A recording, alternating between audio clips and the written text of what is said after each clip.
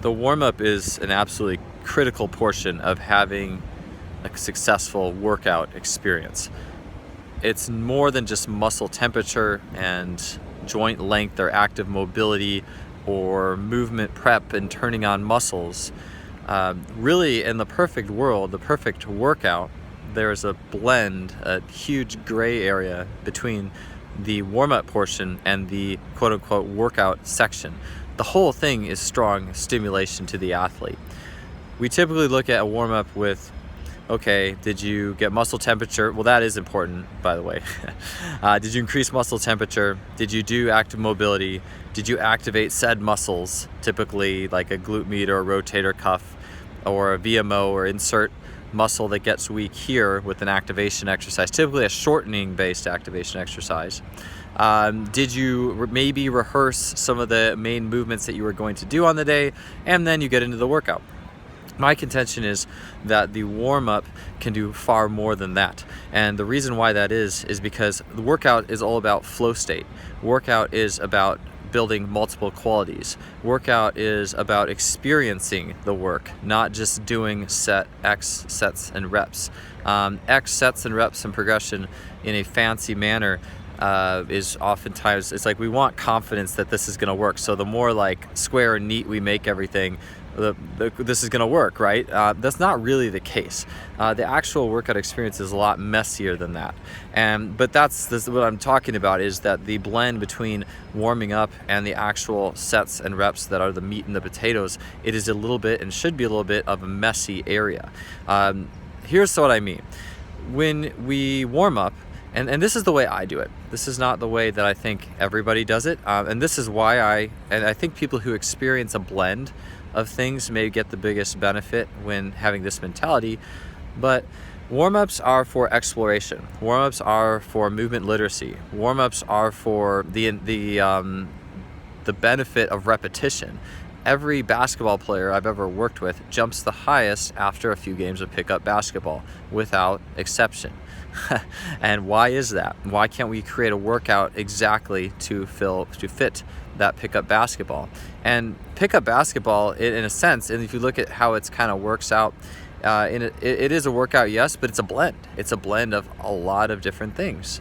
And that blend leads to being able to jump extremely high at the end of all that. That's always been an essential part of working out to me. If you want to jump as high as you can, if you don't have access to being able to play pickup basketball and the few jumps you do at the end of that pickup basketball, I'm not sure that you're going to be able to jump the highest that you possibly can.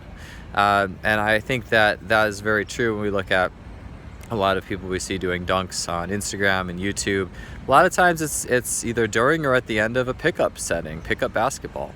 And if all you ever did was touch your toes a few times, maybe run a few laps, a few suicide sprints or whatever, and get your muscles warm and then dunk, you'll get better, but it won't be the best you can do. To me, the best warm-up encapsulates a wide variety of skills, and it encapsulates flow state. Playing basketball pickup is flow state. It's creativity.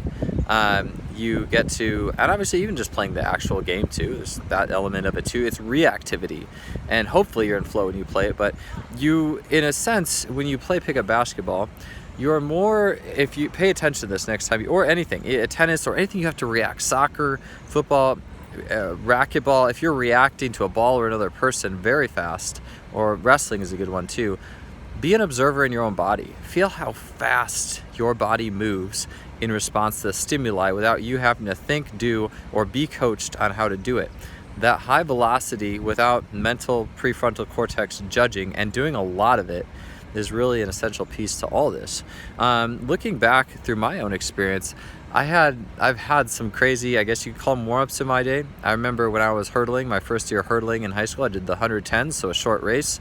My warm-up was to run 5 200s over like 4 hurdles or 5 hurdles, whatever the IM spacings were, as the warm-up. For a lot of people, that's the workout. But it wasn't framed to me as that. It was like, okay, this is just a good chance to get some exposure over the hurdles, get warm. I was just treated as a chance to be maximally loose and relaxed. And by the time I got to actually running the hurdles, I felt great. And I think that, and hurdles are awesome because it's a stimuli. It's reactive, just like just like playing a game in many ways. If I sprint these days, about half the times I go out and do it is over a hurdle. If I run like 150s, I'll do it over 2-3 hurdles, just because I need that stimuli in there that's outside of just running. I don't want to get in my head too much when I run. And so when I create warm-ups, I think about a few things. I think about how do I raise temperature, how do I really use the gait cycle in a variety of means, like crawling, different forms of running, if there's like a versa climber even, although that's more frontal plane, finding different ways to explore gait and movement and raise muscle temperature in that process. But then having it be exploration, doing creative renditions of what the main work is going to be. For example, I've talked about using variable bounding as a warm-up, doing bounding over not fixed distances or not max distances, but random cone intervals. Maybe some cones are 7 apart, maybe some cones are 11 feet apart. It's random and you react to it. I always felt like after doing that type of quote-unquote warm-up, you could do actual bounding better and further, and just felt faster afterwards because your system is more reactive. You're not held to coaching points in the warm-up.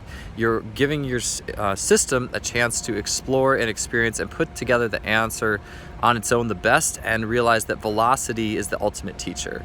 And when you can be a facilitator through the warm-up, through some of those qualities, so raising muscle temperature through a lot of or gait-based reset too. Crawling is awesome there. Like for my warm-up today, I crawled 120 meters straight and then went into my sprinting workout.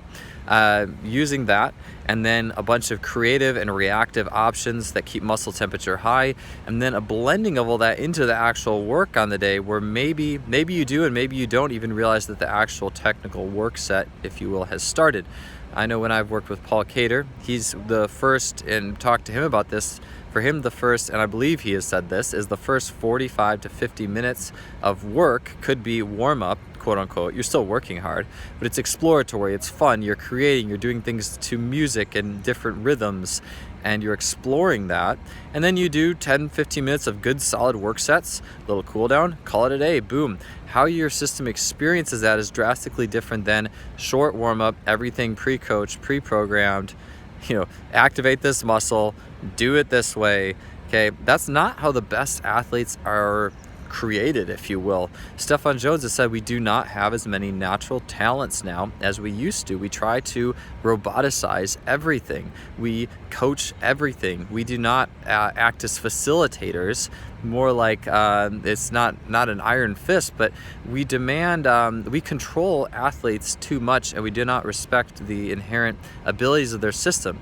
I'm not saying I think you could make a straw man and just say, oh, Joel, you're just going for a free-for-all. Just make it it's organized. You're organizing the constraints by which an athlete moves in the warm-up to allow them more sensory motor expansion that will then serve them when they go to narrow that skill in the work portion. So you can think of it as going from more degrees of freedom, more creativity, to a little bit less degrees of freedom, a little bit less reaction, into a couple harder sets. Those are harder on the nervous system. Those are harder to recover from. That's why you don't do as many.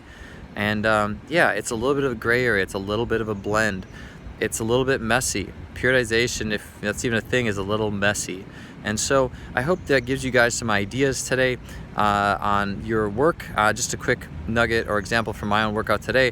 The warm-up really was a ton of crawling, some Tommy John based joint manipulation, standing on one leg a lot, and hip circles, and a lot of single leg RDLs, and just because I need extra work for my feet and Achilles in waking up those joints and motions. Crawled 120 meters, did a descending set of hurdles set on IM spacing, a few triples, a 2 and a 1, with a lot of lunges in the middle to really, and a lot of multi-directional to open up different parts of my hips and different lines and different portions of the transverse plane. The actual work I did, if you want to call it that, was 3 sets of 3 cleans, a set of 3 front squat, and just finished with a little meathead stuff. Awesome workout, and that's what I do these days. And so I hope this video gives you just a little more insight into all that and why it is important. We as coaches are artists. Whether you're a science mind or an art mind, there's a blend of all, but ultimately that art mind is really important to the final success of the equation. Hope you enjoyed this video.